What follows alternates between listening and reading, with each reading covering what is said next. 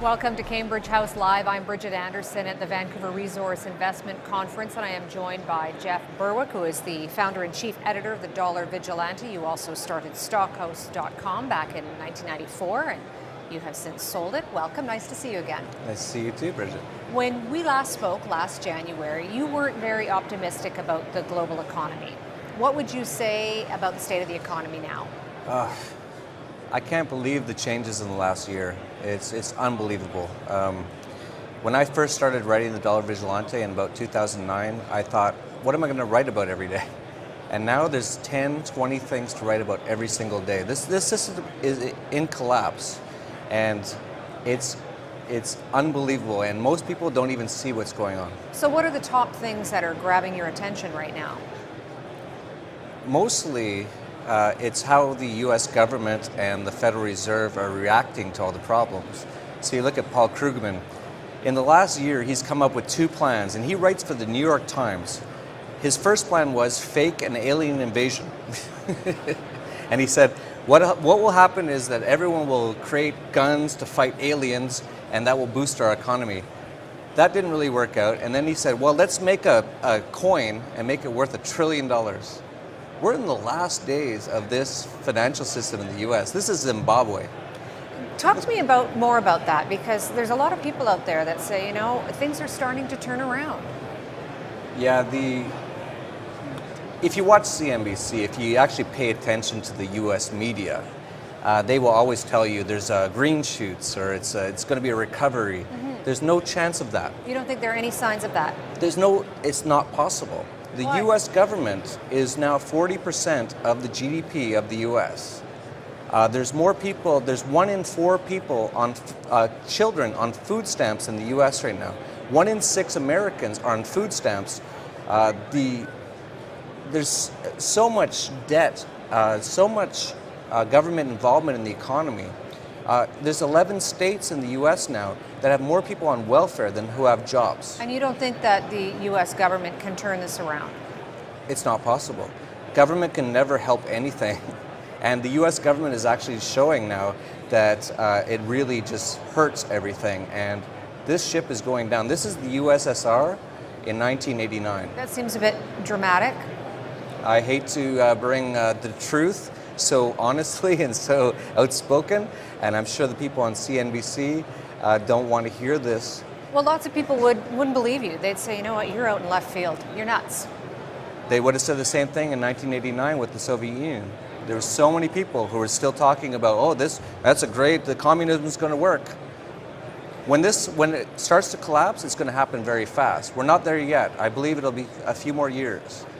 But if people don't start to wake up to what's going on, they're going to get hurt in this collapse. All right, so that's your thought about the U.S. economy. What do you see happening globally then? Globally? Mm-hmm. Well, most of the world is Western-based. A lot of the Europe, disaster. U.S., Canada, Australia, Japan, who also bought into these Keynesian central banking planning. Japan, I think, is going to be the first to fall. Not many people know this. Japan used to have massive surpluses in trade. After Fukushima, they shut down most of their nuclear plants. Devastated their economy. Mm-hmm. Totally, and it also meant they're now a net importer. They also have a very aging population, very xenophobic population, and the new president or prime minister, whatever they call the top criminal in Japan, has now said that they're going to try to inflate as much as possible. And I really believe that the yen is going to be one of the first to fall. So you obviously have very strong beliefs. How do those beliefs shape the way that you approach your the markets and your financial behavior and attitude? Well, my beliefs aren't strong. They're just what I believe. And I say what I'm seeing. And most of the things you see on TV today are not real. We've actually lived in a completely false economy now for 40 years, since 1971. Ever since they took the gold backing away from the dollar, we've lived in a complete fairy tale economy. Almost everyone here probably has a car. They probably don't own it. It's probably leased. They probably have a house. They say they own it. It's probably a huge mortgage. It's a debt-based economy. And that's not the way to run an economy. And we're nearing the very end of this. So once again, then, how does that shape the way that you approach your own financial portfolio? Oh, me personally, I think it's very important. I really believe that we have to be.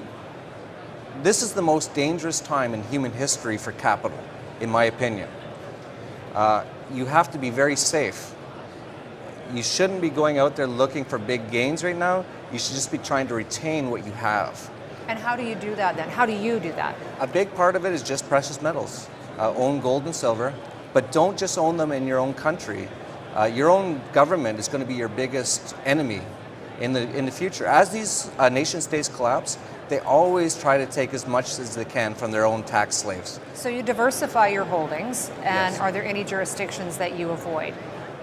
The biggest jurisdiction that I avoid is the U.S.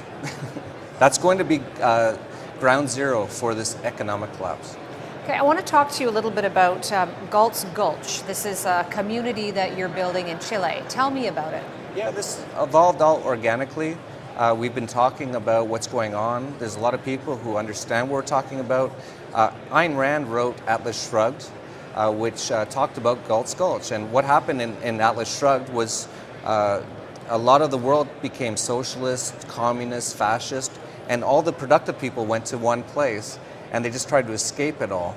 And we've actually created that vision of Ayn Rand in Chile. So this is it an anarchist community then?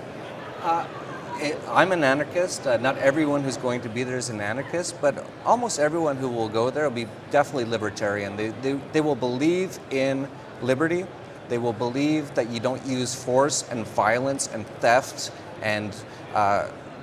In theory, it sounds great, but do you not need laws in place when you have a community of people? That's a great question. That's a big question that anarchists always get asked. It's not that anarchists don't believe in law. We just don't believe in forced law. We believe in not being forced to give up our money or to adhere to abstract ideas like don't have this flower or plant in your pocket called marijuana, or we'll kidnap you and put you in a cage. We just believe in voluntarism. We believe in a truly peaceful world. So how far around in development are you? We've just started. We started about 3 months ago. And how big do you expect this to be? It's looking like it's going to be massive. So is this your plan in the event of some sort of economic collapse? It's evolved that way. I'm not a big planner. I just react to how the world is, but this is where it's going now, that we have to now just get as far away from the U.S.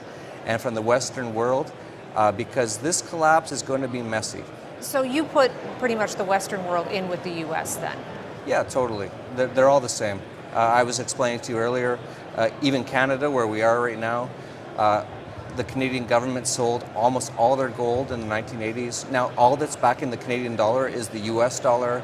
90% of trade in Canada is with the US. So when Canada has a lot of natural resources to draw upon. And I believe the US government at some point will probably just come and take it. That's a very extreme belief. So what are your next steps then? I have no idea. I'm just going to do what I think is right. I'm going to think rationally. I'm going to react to the world around me. I'm not a big planner, as I told you, but I'm definitely thinking for investors, for people here at a Cambridge show, you have to be a little bit more safe than taking risks at this moment in time. Jeff, thanks very much. Always an interesting discussion. My pleasure, Bridget.